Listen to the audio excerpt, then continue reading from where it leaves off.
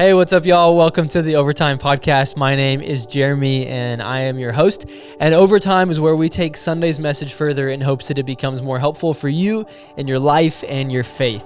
And today's episode is all about the series we've been in the past couple weeks called Love Where You Live. And it is also Camp 75 week, so we are in t-shirts and shorts in here because we are battling the heat, just like you if you are participating in Camp 75. But we're going to dive into some pretty exciting stuff today as we're talking about what it looks like to love God and to love our neighbor.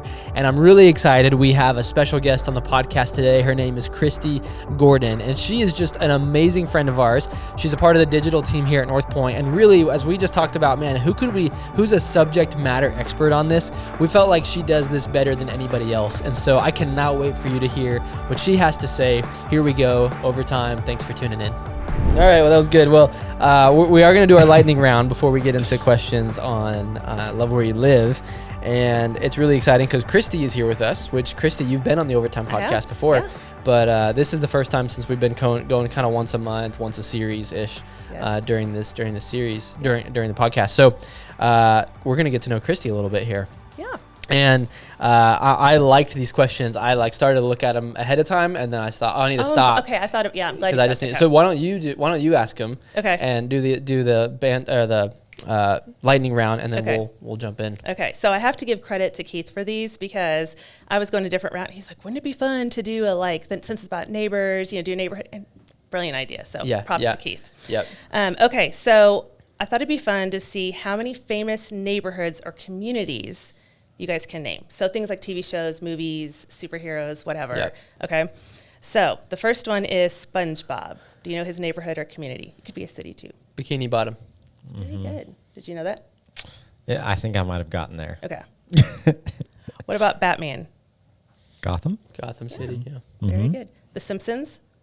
Isn't it in Illinois? It is. It's supposed to be. Springfield, Illinois? Yes. Jeremy. Okay. Don't know where that came from. Very good. Okay. Yeah, I don't think I've really ever watched The Simpsons, so. But you knew that. I guess so. Okay. What about Superman? Ooh, like where he's born, like the farm? No. He goes to, oh man, this is bad. It's like Batman's Gotham City. Yeah. Right? Yeah, I have friends that would be disappointed in me for this one. No. I think that was Pokemon. Oh. Yeah, I'm struggling on this one. You want a hint? Yeah. Do you want me to tell you what the first letter is? Does that help? Sure. M. I don't know. Maybe I don't know. All right, yeah, just tell us. Metropolis. Yeah, no, wouldn't have gotten there. Really? Neither one of you? Nope. I don't feel like I was close. Nope. Okay. I just have to be honest. All right, you guys will know this one for sure. Harry Potter. Which neighborhood? Oh, well, there's one. Like Hogsmeade or Private Lane. Isn't that Privet like the Lane, Privet Drive. Drive There's Hogsmeade. There's Hogwarts. I mean, okay. There's Grimald Place. Isn't this the main one? Nah, if you're going to Harry Potter, you got to ask us better questions. Yeah. Yeah. See, I'm trying to connect, guys. Like, give me if I would go neighborhood, I would say Privet Drive. Yeah. Okay. All right, fine. No, that's fine. I'm not a Harry Potter expert. That's the street, though. Do you know what the actual town is? Ooh. Come on, I got this one, and I'm not even as big of a fan as you are. I'm blanking on it. What is it? Little Whinging. Oh, yes, it is. Yep. Scrubs. Is that the one answer you were looking for? No. Oh, what was the answer you were looking for? The Hogsmeade. Hogsmeade? Mm-hmm. Gotcha. Village. It sounded like a community. Yeah. Okay, what about Parks and Recreation? Oh, no, I never watched that. Yeah. Okay, I didn't either, but Pawnee? No. The Twilight series? Haven't seen that either. Forks. Very good. Yeah, definitely seen it. Okay. Stranger Things? Oh, Wyndham? No, that's something else. Oh, no, it's oh shoot. Does it start with an H? Yes. It's Hawkins. Yeah. Yeah, Very thank you. good. I didn't know it until you said H. Wyndham. I forgot about it. Okay. And the last one, The Lord of the Rings. And don't tell me there's multiple. Like the Shire? Are there multiple? Nope. Okay. Well, Are there Yeah, there's multiple for this? definitely. I There's mean, it's like a definitely- whole world. Like I mean, the the whole universe. story is them traveling, and so it kind of defeats the purpose of a Middle neighborhood. Earth. Is that what you're looking for? Middle Earth. Middle Earth is not a neighborhood. Bree? Is it Bree? Bree. That's what? Okay. Well, sorry, you guys. have not seen it, I have guess. not. No, I haven't seen it. Yeah, most people would probably say the Shire because that's where it starts and that's where it like ends and that's where their Most home of is. their Yeah, the main characters, that's their Okay. home. So the That would Shire. make sense. So you got it right. I didn't understand what it was. Yeah, I'd be curious to know what Bree is though. Yeah, I don't know. Okay. Anyways, Well, interesting. Okay, great job. Okay. I feel like we were like maybe what 6 for 10 or something like that. Yeah. It's not terrible. Failing grade, Not but bad. Middle I of feel Bree okay. is a fictional village in Tolkien's Middle East, east of the Shire. Okay. Huh. But it's not a major thing. It's like mentioned. Only place where hobbits and men live side by side. Oh. Okay. That's maybe what I should have said. Would you have gotten it then or no? No. Nope. So, okay. Nope. Shire was the only answer I had. Okay. So do you want to live in any of these communities, neighborhoods? Like, Definitely not Gotham. No, no, I don't want to live there. Like, I don't that's wanna live there. horrible. Yeah, I mean, I'd go Harry Potter. Yeah, I think I'd go Harry Potter. Yeah, just anywhere in that world, I'd be pretty happy. Okay. You wouldn't be scared though, like, because bad things happen there. I know what happens in the end, Okay. so I want to say Hawkins, but then I'm like, wait, I don't know. Wouldn't that Yeah, be creepy though? if you Like, saw the end of the Yeah. last season, then you're like, it's maybe pretty not bad. so much. It's pretty bad. Yeah. I don't want to be in the upside down. I'd go to the Shire for sure. Oh yeah, New Visit Zealand. New Zealand, yeah. Yeah, I'd go to New Oh. Zealand. That's for sure. That would be really nice. Yeah, that's where it's all filmed. Okay. That's fair. Y'all did well. What about you? Which one would you pick? Well, I said Pawnee because I figured that was the most like normal-ish one, like a small town. Mm-hmm. But yeah, but I mean Harry Potter would be very intriguing. Yeah. That'd be exciting. Yep. Cool. Those were good. Y'all I like did it. very well. I'm so proud. Kinda. It was really good, Yeah, we were Jordan. like 4 out of 8. I mean, it's like I'm disappointed y'all talked such a big game on Harry Potter and didn't even know Little Whinging. right. That's what I'm I saying. know, There I were do feel a multiple. little That, embarrassed. yeah, Metropolis. There were multiple that I was pretty disappointed in myself, but I Yeah. appreciate the encouraging words nonetheless. Okay, good. Yeah. Speaking of neighborhood, so we're in a series called Love Where You Live, and Jordan, you did both parts of the series. And so I just wanted to see, for those who were perhaps there in the series, but it's always good for a little refresher, can you give us a quick synopsis of parts 1 and 2? It's just a 2-part series. Just a quick summary of the 2. Love God, love people would be the fastest That summary is of true. any series I've ever given. That would Yeah. be about as concise as I could get. That's totally fair. Yeah, we just said like, we are, this series fell right in the middle of Camp 75 season for us, if you would count that from like boot camp through Summerfest. And so we said it was an awesome time to go and talk about some of the foundational concepts or principles of why we do anything as a church. We said Camp 75 is just one outcome. It's our current iteration over the summer of how we try to follow Jesus' clearest, basics, most foundational commands, which is ultimately to love God and love people. And so we looked at the parable of the Good Samaritan broken down into 2 weeks. We actually really just kind of looked at the intro in part 1 where this expert in the law asked Jesus, what is the greatest commandment? Jesus kind of flips it back on him. And this expert responds, love God, love people, which is correct. But rather than continuing the conversation, he asks them, who is my neighbor? Like, how far does it have to go? He wants some parameters on it. So in part 1, we just talked about, the two are linked to one another. They're two sides of the same coin. And as you are growing in a relationship with Jesus, your love has to increase for others as well, or else it's not really Jesus we're falling more in love with. It's some kind of activity or comfort or what we know and so on. And so that was kind of the challenge of part 1. And then part 2, we got a lot more practical to talk about who is neighbor, where we actually looked at the parable of the Good Samaritan and said Jesus both universalized neighbor, so he did expand it to all people, ends of the earth, all cultures, all groups, all values, and he particularized neighbor, meaning like your individual neighbor across the street, at the gym each day, your office mate, your roommate, and so on. And so we kind of talked at the end about what does it look like to get to know your neighbor's name for starters, all the way to building relationship with them, Right. meeting their felt needs, caring practically for neighbors around us, and the impact that could have kind of on our worlds individually and the world in which we live. So that is why we would do something like a Camp 75, but that's just one of many things we do trying to fill that basic command. So, Yeah, and I will say on the neighbor note in Camp 75, it's Camp 75 week right now. Yeah, as so we're like, talking. yeah, Yep. we're filming this while students are not here to try to make it as quiet enough as possible. Yeah. And it's also why you and I are in shorts. Yeah. Because we commented that we feel extremely uncomfortable in shorts on this podcast. So, but we're We're on out. 103-degree camps all day. Yeah, I was wearing black jeans yesterday, Yeah. and it was not the move. No good. So, Yeah. So so the whole premise, I mean, there's a reason, like you mentioned, that Jesus says love God before he says love people. And it's because you can't separate the two, and our love for God should fuel our love for people, right? I think for me personally, in my own walk with Jesus, just over the years, I think when I first heard love God and love people, it was hard for me to discern what loving God looks like and means. And I think the way I would phrase, I actually maybe knew in my mind love God and love people, but what I believed in my heart was more like God loves me, I should love others. And I don't think I really understood what it means to love God. Let's start there. Just like what does it look like for you guys in your own personal life, and then I can share a little bit for me too. Just what does it look like to love God? Like what does that mean? Wow, that's a big question. Yeah. Yeah, I mean, I love, even in the command itself, like love the Lord your God with all your heart, soul, strength, and mind is actually a New Testament addition that you don't see in Leviticus and Deuteronomy, which is kind of, a cool element to say there was this intellectual piece as well. So there is a component of love, which is, I think, what often gets overemphasized, there's this emotion, there's this feeling, it is a posture towards, and I think people, when we define it only that way, get a little confused or frustrated when there's not an awareness of the emotional feeling of it, when God, we use language like doesn't seem close, or he seems far away. And so then we doubt, am I really loving him, and so on, which is why I think the more like practical, like loving him is really choosing to trust him. It's like I'm exemplifying it by I'm handing my life over to you. I'm submitting areas of my life to you.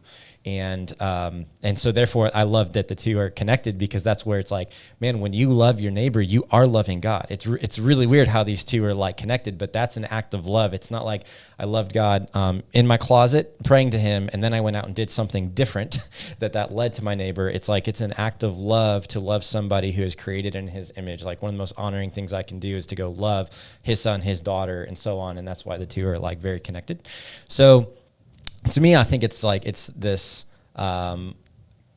this surrender to him, this act of like, now I'm going to take captive my thoughts, my emotions, my actions. I'm going to submit that all to you. Like that is love. My life is yours.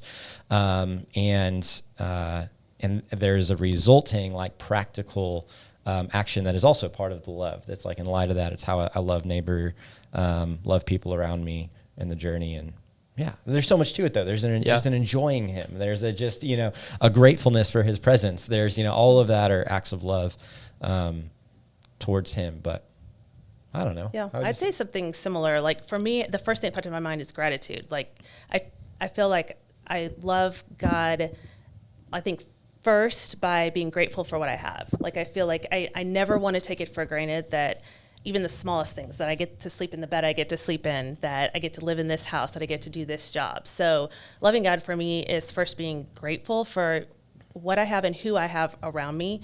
And then I think it's the second part of that is similar. It's the trusting part. Like I always feel I've always had this security that I know I'm going to be okay.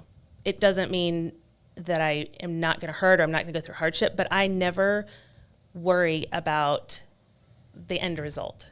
Like it's between gratitude and trust. I feel like that's my way to love God. And then the second part of that is through those things, it gives me the ability to extend that to other people. So I can then go out and love well because I'm grateful and I'm humble, and I try to constantly keep that in my mind and then trust him with that. Like you put me in this situation on purpose. And so what do you want me to do in this moment kind of thing. So I love him by trying to be grateful, trust, and then go do something with that. Yeah. I would add on to that too. It's interesting that those were you guys first start, because I think I've talked about this recently on the podcast with Rules for the Road, but there's a resource I came across recently. It's called Ruthless Trust by Brennan Manning, and I can't be doing anything without mentioning Brennan Manning, I guess. But it's like, so it's like us mentioning Jesus. It's like, no, I'm just kidding. It's not the same. But it basically breaks down what it means to trust God, and it starts with gratitude, and it says the foremost quality of a trusting disciple is gratefulness, is one of the things he writes. And but then the next thing he goes on is what I would add to the conversation, and he talks about this idea of, he calls it the kabod Yahweh, and it's like the word that's all throughout Scripture, kabod. I'm most likely saying it incorrectly, but it's a word to use to describe the glory of God, and it's living your life in such a way that you are looking at, you're trying to like see the glory of God in the world and life. And I just think like reverent fear of God, and not fear in the sense I'm scared of, but like awe of God. Wow, look at God, look how big he is, how grand he is. That to me feels like one of the ways that I experience loving him is just, like it's weird. But Buck used to talk about smelling his kids, and I always thought that was so strange. And then like I'll, smell Grayson, and I'm like, I get it. Yeah. Like God made all the hairs on his head. That's amazing. Like I mean, I'm his dad, and I just get to be his dad. But God created him, and all these molecules and cells and all these things. It's just crazy, And that to me is like, wow, God. Like I have the loving with God kind of moment there, I guess. Yep. So it's interesting just how these threads are kind of connecting as you guys were talking about that. So loving God is really like, I think a lot of the goal of our faith too. We've talked about this years ago on the podcast, but this resource called Mansions of the Heart talks about like the goal of faith, and the entire goal of faith is a love relationship with God. And so this really is like Jesus is going, hey, here are the top two things: love God, love people. And that's the goal of your faith, a love relationship with God, and then how that plays itself out in the way you approach other people. Christy, I know, in working on these questions, you had kind of a question relating to loving God, and then we're going to move on to the loving people piece. But can you talk about one of the things you were thinking about? Yeah, I think, and I wrote this question with this in mind. Like, I feel like love God, love people is so simple, and it's so foundational, and yet we get caught up in a lot of stuff that is not the important stuff. And so from that, I wrote the question: is love what fulfilled the law of the Old Testament, so we don't have to get stuck in the Old Testament kind of thing? Like, is love what came out of the New Testament that then allows us just love God, love people, to simplify that we don't have to follow these rules, we have to follow this? Is that true? Well,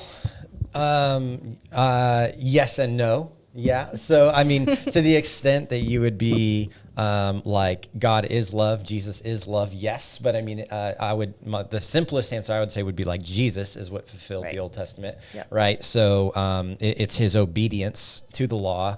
It was his perfection and faithfulness that made him as fully God and fully man, like the only sacrifice that could satisfy the justice of God. And so that is the greatest act of love, is him giving up his life for us, living his whole life in obedience, and then ultimately his death on the cross in our place for our sins. And so to that extent, I would say yes, like if that's what we're calling, love, I want to make sure it's just not like, man, he was so kind, and that's what fulfilled the Old Testament, right? Yep. And so as a result of that, we are no longer bound to the old covenant, the old law. That's not what's in place for us to have a relationship with God anymore, because what we do is we all fall short. Romans 3:23, all fall short of the perfect standard, right? And as a result, now it's faith in Christ alone that our marching orders are really now like the whole New Testament is an application of his John 13,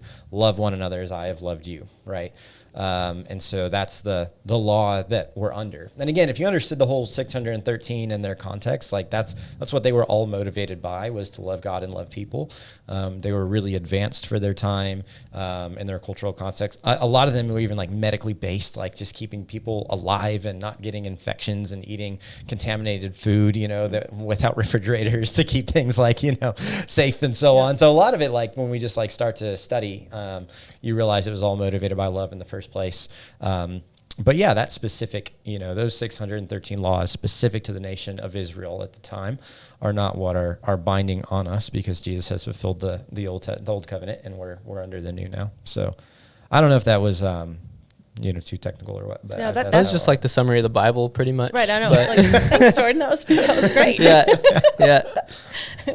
No, that's why I was asking that question. Yeah. I think a lot of times people get caught up in the love God, love people, but what about all of this stuff? Or God didn't seem very loving and don't understand the context. So I wanted that explanation. So there was a tie in. Yes, it is, but because of Jesus. Right. Tie. Well, I think that's important to note. Jesus said like all of the law and commandments can be summed up in these two, right? Love God, love people. So he didn't like denounce it necessarily. He was coming to fulfill the covenant and establish the new covenant, but he's saying like all of them can be summed up and like just look at these two and it's going to figure it out, you know. And I think it's important to note like in your quick summary, which I thought was fantastic, to note that you weren't using covenant and testament interchangeably, right? Like when we talk about the old covenant, it's the agreement between nation of Israel and God on here's how you satisfy the justice of God because there is sin. New covenant, Jesus satisfies it once for all. But we're not talking about necessarily like going away with the Old Testament. It's more just like that's not the system within which we now operate as followers of Jesus, because Jesus went away with that system and established a new system. But the Old Testament teaches us a lot about God, and we learn a lot from it. You know that's a whole big topic. You know, to get into. Yeah, for sure. So no, I think that's a really good question though, for sure, and it does simplify this discussion of what does it look like to love God? Well, love people. It really brings us to the next point as a whole. So getting into the second part of that now, loving people. We talked about loving universally and particularly, and I think another way of putting that too is love your neighbor as yourself. That was both a command that was a metaphor, meant to be used as metaphor and meant to be used as literal. So metaphorical in the sense of like, let's change the whole world. Literal in the sense of love the person who lives right next to you, right? And so I think that's the big idea here is most of the time we gravitate towards the metaphor side of it and we forget about the literal side of it, right? So what let's just get practical here as we think about this. What are some specific ways that we can love universally and we can love particularly? Let's start with universally. Yeah, so I'll give like theoretical, and then I really want to hear Christy because I just think she's the one. The reason we have her on this podcast is because she lives this all out better than most humans we know. So I think when I was speaking about loving universally, it was more, I was thinking like people groups, if you will. So even as practical, like if I find myself thinking, man, like all liberals or all conservatives, you know what I mean? Well, I'm not even talking about my specific neighbor who is one or the other. I'm just saying this mass group of people, and I've kind of like canceled them all, or, they're all deficient, or we all voted for the wrong person or whatever, would be like an example. And so anytime we're like grouping people, like groups of people, whatever, however that would be, a political identification or a sexual one or a religious one, or like whatever it is that we're talking about. Yeah. Generational. That's a great one. Racial. Like if it's whatever group of people, that if I'm being honest, even if I wouldn't like blatantly say it, there's that thing in me where I kind of flinch, it creates like a barrier. That would be one to lean into, to be like, man, what's keeping me from like loving that group of people well? And then there's, sometimes that manifests itself in really practical ways. It's our resources we give to certain groups. We send money overseas to, all kinds of amazing organizations out there in the world that care for all kinds of different people groups in need, is like a very practical, sometimes people, mission trips are obviously in that category, doing work in underfunded territories, adopting from parts of the world that are incredible need. Like there's so many things that strive us to go do some of like that, some of the more extreme people go start nonprofits and organizations, and so on, to impact people around the world. And that has a more like, that's where the metaphorical blends with the practical, but it's still like this, man, I'm loving the universe. I'm wanting more for like mankind in general. And so I think anytime we're just breaking people into groups, it's like, okay, how do I love each of these groups well, even in terms of how I like talk about them, think about them, relate to them, pray for them, and practically meet those needs. And in most of those, we're not talking about necessarily Bob next door yet, when we speak that way. Yeah. So. Well, it's like when someone signs up to serve on guest services here at Northpoint, they are signing up to love their neighbor in the more like broad metaphorical sense, because they don't necessarily know everybody walking in the door, but they're putting themselves in a posture, in a position to say hi, smile, and just like treat people like they're made in the image of God, you know? Yeah. And that's I think a really easy example of what this looks like. I think what's interesting, Christy, I want to hear your thoughts. So for me, I don't know. I just am so passionate about this topic. So I'm glad I got to be part of the podcast for this, because it's something that I think God gifted me with, but I think it's also a nature and nurture thing. My mom is somebody who also cares deeply for people. And it's almost like I can't not do that. And so, and I think when I see, I'm so lucky that I'm so blessed that I get to, when I see a person, I'm curious. Like instead of the first, like, I'm scared or you're different, I want it, like, if we think differently, then I want to ask questions. Like, I want to know, I want to understand, I want to build a relationship with you. And I think a lot of times as a Jesus follower, we get a bad rap for, not being open and not being kind and not being curious and always having an agenda to change people. And I don't think that's true. I think there are people that do that, but I think people that are truly Jesus followers care about the person, period. Yes, you hope that they end up having a relationship with Jesus, but if they don't, just having being able to trust a Christian and for somebody who happens to be a Christian, but just another human that sees them for who they are and is actually wants to know more about them and wants to understand them, doesn't want to judge them, harm them, change them. And I think one of the things that is most attractive to me is to find those people that are least lovable. And not that it's a challenge for me from a selfish standpoint, but why is that group outed? Why is that group canceled? Why is that group like that? And there's some groups that are harder to love than others, and we've grouped them in our mind as, we've kind of who's the worst group, who's the least worst group.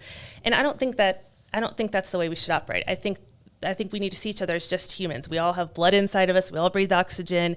We have God made us uniquely different. And so that's not a bad thing.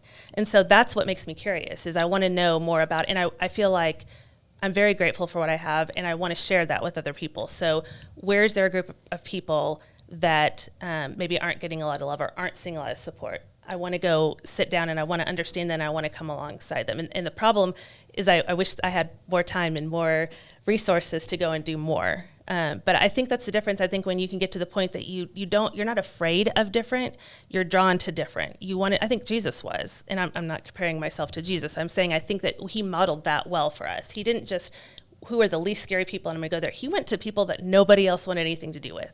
And I think that's what we're called to do when we're told to love God, love people, all people. It's not a certain group or a conditional, if and when they do this, then. That's not what Jesus asked of us. Yeah, that's really interesting. I am glad we brought her on the podcast. I think she's saying things way better than you or I could. Well, and just, it's like not an am I exaggerating? I don't remember a time where I've gone to a coffee shop with you and you didn't see somebody you knew. Like, it probably has happened. I just don't have a memory of that. Like, that one time we were all in a meeting. Josh is here. He's on our digital team. We had an offsite meeting, and we just got to sit down and have our meeting. I don't remember. It's always at some point, somebody's running to give you a hug. You're running to give somebody a hug. It's really and you're right. To some people that's a gifting, but I you also talked about your upbringing that way and the curiosity that drives that, because it's that's what it seems like on the other side of you. That's always what's going on. I have a follow-up question for Christy. As someone who I'm sitting here and I want to learn. I want to learn what it looks like to love my neighbor better, because I think for my mind, it's easier to gravitate towards the universally. Like, I can pour myself into that one and be pretty excited about it. It's a lot harder for me on the neighbor side of things. And maybe that's my upbringing. Maybe it's more or just my disposition, more introverted. It's hard. I view my home most of the time naturally more as my castle, it's and not necessarily like a place in which I naturally open it up and want to bring people in. And so apart from your upbringing, how do you cultivate a curiosity like the one you just described? I think, that's a tough question. That's tough because I think I do feel like I've been blessed with that kind of naturally, but I think it's also making myself a little bit uncomfortable too. So we have Indian neighbors that are around us, and they have a lot of really beautiful celebrations. And instead of staying inside going I wonder what's going on, I just went out and I was like, hey, what are y'all celebrating? Yeah. And so they told me, and, you know, and I was asking a bunch Did of they questions. look at you like you were crazy? Oh yeah, I ended up in the middle of the circle. Keith came out, and they're all standing around staring at us, right? Like, can't believe you came out and wanted to know. But it was awesome. So I think it's, in addition to being curious, I think it's being willing to make yourself a little bit uncomfortable. Like, I didn't know if they were going to be offended, if that was a good thing to ask or not a good. And it ended up being a wonderful thing. I now get sweet treats, as she called it, my next door neighbor. It brings me stuff all the time. Like, I know about when all their holidays are happening or their kids' birthdays or anniversaries. She comes over or texts me and says, hey, we're celebrating whatever. Can I bring you some sweet treats? Mm-hmm. And so I think that you have to have the curiosity, but I think you also have to be able to make yourself a tiny bit uncomfortable and just go ask the question because you're human. It wouldn't offend me if she came over and wanted to know what we were celebrating. Right. And so I think we just have to be less afraid of what's different. Yeah. That's really cool. Yeah. I think I remember from your message, Bob Goff said, you don't need a plan to love your neighbor. All you need is the house next door. Is that what it was? It was something like that. Yeah. I thought that was like, because that's my problem is I get, okay, I'm going to love my neighbor. And like, here, I got to come up with my plan. How am I going to love my neighbor? Right. And I just sit in my house planning on loving my neighbor and never loving my neighbor. Right. You know, and I think that's interesting. Like, just step right into that discomfort and don't overthink it. Right. Yeah. And you can be talked out of it. I mean, you know, my kids were like, Mom, that's so weird. And I'm like, I don't think it's weird. And so I did it. And so now they joke. They're like, where's Mom? Oh, she's over with the whatever party is going on kind of thing next door. Yeah. But that's a good thing. I mean, that's a good thing. So it might be weird, but I think it's necessary. I think if we're afraid to be weird, we miss out. Mm-hmm. Yeah. Well, we label things as weird too that we're like Exactly. jealous of sometimes. Right. You know what I mean? It's like I'm scared to do that, so I'm just going to call it weird. Right. Yeah. Exactly. Yeah. Like, so. Yeah. Or it makes me uncomfortable, so I'll call it weird. Right. Yeah. 100%. Yeah. Or I'm just unfamiliar with it. Yeah. Well, that's really interesting. Any other thoughts on like practical things that you do to remain curious and like you walk up to people and you just instantly like want to know? Yeah, I think you can also just think about your own life. Like I think about when I was, you know, a younger mom with smaller children, it makes it easier if you can remember what that felt like for me then to say, oh, there's a new mom that moved in. I bet you she's feeling a little lonely. Yeah. Or maybe her kids want to play date. Yeah. Or now that we're getting older and our kids are getting ready to leave the house, we have neighbors on either side of us that are kind of in the same boat. Well, what am I feeling? Because they might be feeling that same thing. So I think it's also like just being human, like just what are the feelings and thoughts that I have? What could I have used at that time or now? And then, you know, go and offer that. And I don't think it's not a forced thing. And I don't, you know, it's not like I'm going around knocking on everybody's door and introducing myself to everybody. But if somebody's outside or an opportunity comes up to be inclusive or to ask a question, I do that. Yeah. You know, and I think, and it also helps. Like the older I've gotten, the more confident. I'm not as scared or intimidated to go talk and ask questions and, you know, and get to know somebody, because I think a lot of times we're afraid of rejection or afraid of being weird ourselves by going to do that. So I think it's just remembering, like, what were the things I needed or what do I need? I'm a human. That person's a human, regardless of how they vote, what they look like, who they love. Like, they're just a human that they have the same feelings I do. So you know, maybe it's just a connection point. Yeah. Yeah, that makes sense. I think Ashley does this really well because, like, we have people in our neighborhood who are having babies, and she's gotten connected with them because of our season of life.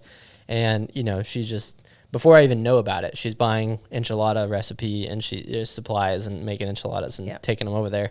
And I'm like thinking like, maybe we should do something like that. And she's already done like down the street, you know, doing it. And so I think, it does feel like a disposition thing, but I'd be interested to try to like flex that curiosity muscle more, like you're saying, of like trying to train myself the first time I see a new person, neighbor, new thing, just going like, I wonder what that's about. Yeah.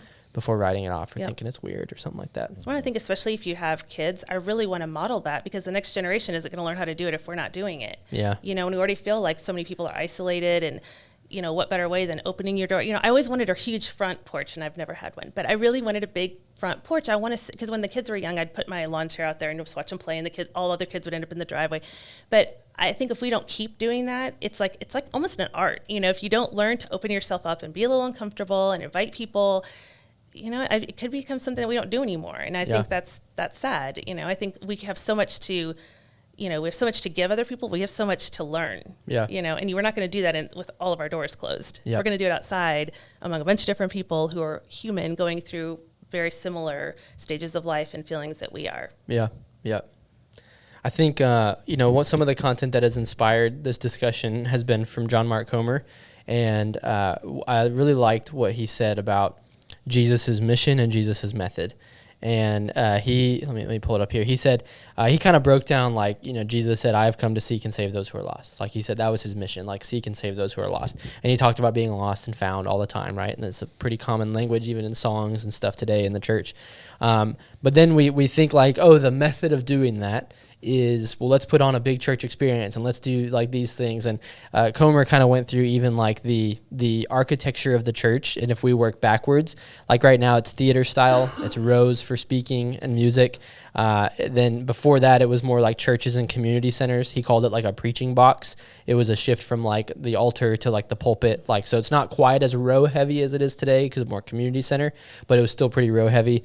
Before that, we're talking hundreds of years ago, you're going in cathedrals. This is when Christianity became legal, and then all the architecture and the really cool buildings. But before that, before Christianity was legal, the primary place in which Christianity spread, it was interesting, is over a table in the home. And, he talks about eating and drinking. And so he says that, the mission was to seek and save those who are lost. The method was that the Son of Man came eating and drinking with people. And that's what Jesus was accused of all the time, right? He was accused of drinking and eating with gluttons and sinners and tax collectors and prostitutes. Like, he's not like he is out there preaching to them, but then he's like hanging out with them, right? And that's so interesting because so often what we think of ministry today involves a stage and a microphone most of the time, right? And so I think part of that, well, I guess, do you guys have anything to add or just that you would say in relation to just that idea of like eating and drinking being the primary way in which we love our neighbor?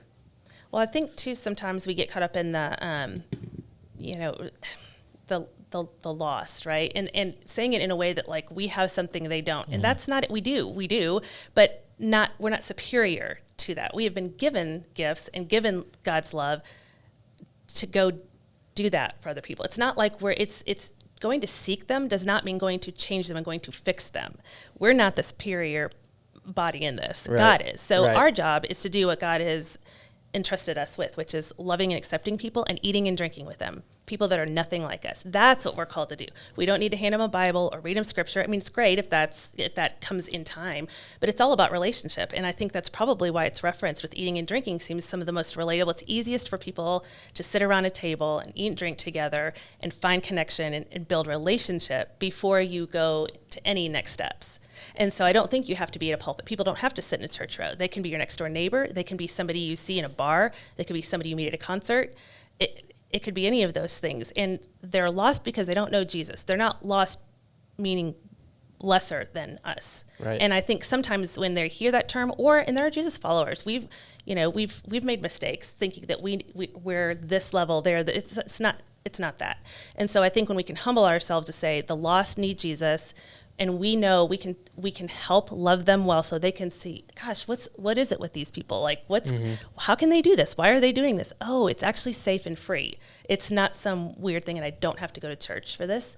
Maybe someday I will, but I think it's taking that, making sure that we're remaining humble in that, and eating and drinking. It's just the most basic, simple way to sit around people and have community. Yeah. My counselor, I think it's every time he feels like he talked too much rather than like asking a question, he's always like, but I don't know. I'm really just one beggar telling another beggar where he found some food. And he's like, has this phrase that he uses. But I love the way he like says it, and it's like that mentality, that you just said. I think there's like such a difference. Like I can tell myself when I'm excited about something that's like new or just came out or that I'm learning about, like I can't help but share about this Apple product or this tennis shoe or whatever it is. There's a very different vibe to that than like, I think I am superior to you and need to fix you. That like condescending, look down on you, sweet thing. Like those just, people can sniff it in seconds. Those are two very radical things. So, hey, I just think you as a human are really interesting. I'm curious. I want a relationship with you. And I'm probably going to be sharing about this really important thing in my life is just it's a totally different approach. Yeah, so for sure. Yeah. One of the words that comes to mind as we talk through this is this idea of hospitality. How would you guys define hospitality? I mean, that's definitely going to come up as you think about what it looks like to love your neighbor, right? At some point you're going to want to be hospitable towards them. And you talked about it a little bit in your message last Sunday. But how would you guys talk about what does hospitality look like? How do you practice hospitality? What is that? Unpack that a little bit. Yeah, I mean, I think about it. Granted, this is like synonymous with the love definition I gave, but I think about it as just like I'm prioritizing your needs like above my own, like even it cost to me, you know. And so, you know, I saw in your outline, which I had wanted to talk about, and there's just time constraints, but it was also a Comer that talked about the difference between like hospitality and entertainment. And I thought that was pretty cool. Like, this isn't about being the most popular person on the block or in the neighborhood. This isn't a keeping up with the Joneses. This isn't like we know the most people and are now the most important. Our yard is the best, or, you know, we have the coolest like patio outdoor space for community to happen. Yeah. It's like, that's not the heart of it. You know, the heart of it is like, I am actively seeking out relationship with, connection with people. And along the way, like meeting their practical, tangible needs when I can and am able, and, you know, so on. Like I have a radar for that, versus it just being, you know, that high school popularity contest with 40-year-olds. You're like, okay, we can just do that our whole life in different settings. Like we really can. So, yeah, I don't know. How would you? Well, I think too that what popped into my brain is I'm a huge country music fan, and I have to listen solo in my house. Nobody is a country music fan, but Brad Paisley has a song, and I love it. And he says, "I can't change the world, but I can change yours." And I wrote it in the back of my Bible, and that to me, I'm like, gosh, that's so cool. Brad Paisley in your Bible. I feel less bad about Brandon Manning. She has Brad Paisley. He's in my Bible for sure. I can show you. But I think that's what I think hospitality is, because I think a lot of times I think, oh, hospitality means I open my house to people to come in, or my backyard or whatever. And I don't think it's necessarily that. I think it's changing people's worlds by just being human and being vulnerable. Like I think some of the most I guess the best expressions of hospitality I think our family has shown is talking about difficult things. Like if we've gone through something and we see a neighbor or a friend or, you know, we're not afraid to talk about that. Like we had this, you know, and sharing in that, like, how can I help you? And I think that's showing great hospitality. I don't think it has to be a party or a dinner or something in your house. I think it can be, what are the felt needs of the people around me? And then not being afraid to lean into that instead of like, oh, I'm so sorry, I'll pray for you. Yeah. Praying is great. I definitely think you should do that. But in addition, you have to do something, you know, and I think oftentimes. And so I think hospitality for me is, how can I lean into the pain oftentimes? And sometimes it's the joy too, but pain seems to like stick out to me as the one that like nobody wants to talk about when they've experienced something that might be painful or embarrassing. So if we can lean into that and say, you know what, I'm sorry for what you're going through, and not one-upping, but saying I've felt similar pain. You know, I've gone through a hard time in my marriage. I've had difficult times with my teens. I've had moments when we weren't sure how we were going to pay the bill. You know, like just something that's relatable and real. Yeah. You know, and I think that's showing great hospitality. Yep. Yeah. I like the felt needs thing. It made me think, as I was driving home on Sunday, I had this, I think, silly idea, but since I'm saying it, I think I have to do it. But one of my felt needs as a dad is like fun and play. Like it just feels like you're just going all the time. And while being a dad is the most fun thing in the world, it can be really easy to go like, oh, I haven't like belly laughed with like other guy friends in a month. What the heck? Like you just blink and that month went by, right? And so for me, that's a felt need. And I've been thinking like, how can I meet that felt need for myself? And that's the selfish part of it. But also seeing these other dads in our community, in our street pop up going like, man, maybe they have the same felt need where they, you know, it's been a minute since they've just laughed and had fun. And so trying to think of some way like a monthly poker night or, you know, something like that, that's just fun. And it's just a way to open up the table and say, hey, come laugh. You know, just come hang out. And so for me, I like the idea of, I say that example, now I should probably do it. But I say that example to go like the felt need thing for me feels like another one of those practical tools on what it looks like to love your neighbor. So I like the idea of like curiosity, and then also, you know, what are the felt needs that I'm seeing, experiencing? How have I felt those needs before, and how can I meet people in those? And I think it's not being afraid to like, it's great to start that. You have the idea, go start it. But don't always be the person that runs it. And I have learned that too. Like give other people the opportunity to feel and experience what you did. Yeah. And a lot of times, you know, in my younger years, I have gotten better at this. I will start something and then we do a sign up, or I'm going to get this month, and then you hand it off and let somebody else experience the joy of it. Or maybe there's other people in their circle that you would never think to invite. Yeah. And so I would say, you get the idea, go do the idea, and then let other people do it with you. That's really practical. That's good. Yeah. Yeah, and that makes perfect sense, too, because if I were to tell Ashley we want to do anything once a month, as we're going to have, like, 2 kids under 2 any second now, she's going to look at me like I'm crazy. You know, like, how can we commit to anything else in our life right now? But to go, we're going to do one every 3 or 4 months because the other people are going to pitch in and do it at their house. And, you know, that's brilliant. this is why we wanted to have you on the podcast, Well, Christy. thanks. This is really great stuff. Well, I'm not even looking at our questions anymore. Jordan, do you have any questions or thoughts as we sit here, or Christy, like any other things that you're just passionate about in this area you haven't talked about yet? Yeah, yes, I have lots of things I'm passionate about in this area, but I also think about like homeless and people like I've made it a priority to make eye contact and smile. And at the very least, like, people get annoyed and you're afraid. And so when you're sit at the light, you don't want to look at the person next to you. But I'll just smile and wave and give them the sign, like, I'm not going to roll down my window, but I see you as a person. And so I think, showing love for other people and showing hospitality is also that. It's just making eye contact with people. It's just smiling. Remembering it's not their name. hard. Yeah. Yeah. It's the little things that mean so much, and you have no idea what you could have done for that person and how you actually might have changed their world, not just their day, but somebody will remember that you did that. Yeah. And so, I think there's so many parts to loving people. Like, this could be a whole, I could talk forever on this, but I think it's that. And I always think of it from my kids are in the car with me too. And so how can I show safety and good choices, but love people well? Yep. And so I think there's no harm in smiling and waving and seeing them as a person. Yep. Yep. I think I about once a day walk or run around my neighborhood and I see someone and I think that, and I want to look at them and smile, and I do it for a second and then I'm like, oh, they're not going to look over here. So then I stop, and then as I'm looking away, they look over at me, and then I see them and I'm like, oh, let me look back and smile at them, and then they're no longer looking at me. And this happens probably about once a day. And so they just think I'm this like guy that runs around the neighborhood, RBF, and like. That's so funny. Yeah, so Well, I need to work on that okay. one too. That's yeah. okay. You're putting in the effort. Yeah. That's good. Well, if it ever happens to you guys, like in the middle of a staff meeting, just look back. I'll be looking like smiling or something. I promise. Do you run around the neighborhood like for exercise, or to like specifically go and find somebody to have this awkward I'm searching interaction for with? friends.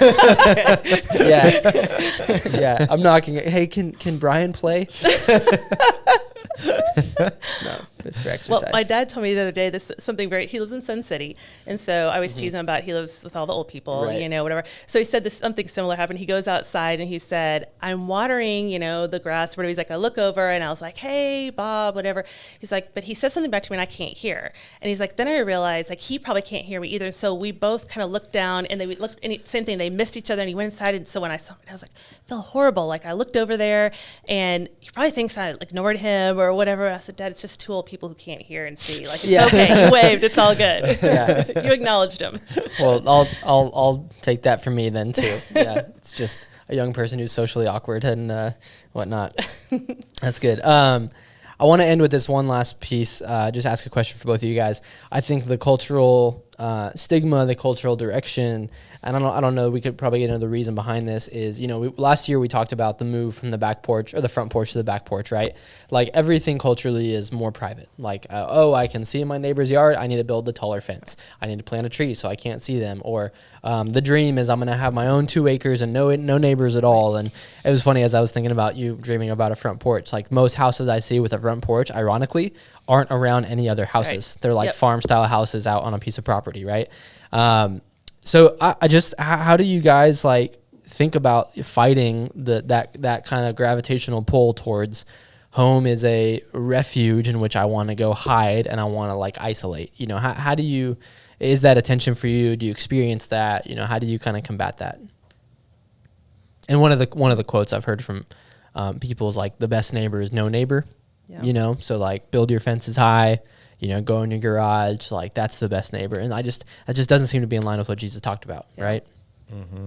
I think it could be, I think a lot of things can be and not or. And so I think your house can be, like I'm definitely somebody that I love to be around people, but I also want my privacy. And there are times when I do want to my home is my retreat. And I don't really want to have people over. Yeah. And so I think we need to learn to be okay with that. Like, it doesn't mean I have to go out and build a bigger fence so I don't see anybody. It just means that I have to know and be okay with honoring, like, okay, today it's okay if you don't answer your door sometimes. Like, that was a real struggle for me. If somebody's knocking, I'm like, oh, dang. Yeah. But it's okay. It's okay to do. So I don't think it's you're either want to build a taller fence or higher fence, or you're just your door's open all the time. I think there's this like, yeah, you can do both. You could live way out in the middle. I mean, Keith and I joke, like I always have big front porch drawing of like our ideal house, and his is like this house on the mountain way away from everyone. I'm like, we could do both. We could have a big front porch on a mountain as long as I can get to like an HEB or something. Yeah. You know, with I a can get zip line that gets to HEB. That would be so fun. But then there's no HEBs by the mountains though. No, So. I know. Just somewhere to go. I need people. Yeah. But I think it's an and thing. And so I think to combat that is like giving myself grace or other people grace. Maybe it's not a good time for me to have visitors and be, hospitable, but maybe other people experience that too. So I think it's the and part to remember. Sure. It's okay to be private. Your house can be yours. And there's times when I just want it to be the four of us. And then there's other times when I'm like, hey, let's see if somebody wants to come over for dinner. So I think it's allowing, honoring that part of yourself. And it's not bad. Don't judge that part. It's, right. There's a time for, loving people and bringing them into your home, and a time to love just the people right here and yourself and be okay with that. Yeah. Yeah, I think it's almost like Jesus was a disruptor, I mean, he just like shook up what was cultural norms, religious norms, and so on. And I think there's something motivating about like, I don't know. Do you want to be like everybody else? Like, do you want to be like part of the loneliest generation that's ever lived, and we just like construct our like, or let's just like lean into it, and then it's just like back to everything we talked about. Like, it's putting the creative brainstorm together and just doing it, and then rolling the dice and seeing what happens, and understand like you might get rejected sometimes, and it'll be awkward sometimes, and people look at you funny sometimes, but like, man, then there's going to be some like incredible stories that go along with that too. You know, so I think for me, it's not like, how do we blend in more with like the more isolated culture, bigger houses further apart than ever before, and just stay in our own little worlds with our devices. It's like, I'm going to have to like fight against the gravitational pull a little bit and figure out, what are some of the things I'm going to do regularly? Who are the people that are going to hold me accountable to that? Like, and what are the kind of spiritual disciplines that go along with that? Like, who am I praying for, like on a regular basis? Well, I'm praying for my neighbor every day, and then never speak to them. Like, that'd be hard. Like that at some point you'd be like, I'm just gonna go knock on the door. Like, I'm just, it's like, you're gonna realize like, I am the best positioned person to answer this prayer that I'm asking God for every day. So it's like, God's like, quit praying, go talk to him. Yeah, exactly. That's where, I mean, that, it'd be more the pastor thing to say, but that's where it's like, man, we go back to part one. And I do think it is a love for Jesus that sustains this over time. I don't want to just motivate people on a podcast for a week, and then we're back to our normal in the fall. I think it's like, it is that connection to Jesus that's like, man, I can't stay connected to him and not. It's like, it bothers me. Like, Christy wouldn't be able to do it. Like, it's like, I kind of have to. So I think that develops the longer you're, walking with Jesus, to start seeing people more and more that way. Yeah, so. That's good. Yeah, it makes me think of your system is perfectly designed to get the results you're getting. Mm-hmm. And so, like, if we don't want to break the system of loneliness, isolation, like, you got to break the system. You got to disrupt the system, right? Yeah. And so the taller fences and all that stuff might be good for the retreat. Maybe just think about it in context. But I like the and or, concept. I think that's all really good. Christy, thank you. Jordan, thank you. Thank you. I feel like it was great. I learned a lot from it just sitting here. I got to like go back and take notes. So thank you for helping me love my neighbors better. And I think just for anybody listening and watching, that's our prayer. It's just that this isn't an agenda thing. This isn't like Grow Northpoint thing. This is if we are to be followers of Jesus, love God, love people. Yep. And that's what we want to do. Yeah, just keep it simple and do that both universally, be a part of something bigger than yourself, and then do that with the people who are living right next to you. And I think that will change the world as well. For sure. And so I just want to finish with one verse from Paul in Corinthians, and I just think it really like puts a period on the end of the sentence of this whole thing. And he just says, if I have the gift of prophecy and can fathom all mysteries and all knowledge, and if I have a faith that can move mountains, but have not love, I am nothing. His words.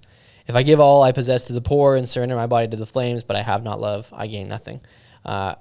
I just think that those words right there, like that whole idea, and I think he goes on. He says, if I have all of these works, but I have not love, I'm like a clanging cymbal. I'm just noise, that kind of thing. And I think that's what we are. What we don't want to do. We don't want to be just in that space. And so we want to hone in on that. Want to love people as God has called us to do so. And I think Camp 75 is a great example of that. But which, speaking of, next week, Camp 75 is done.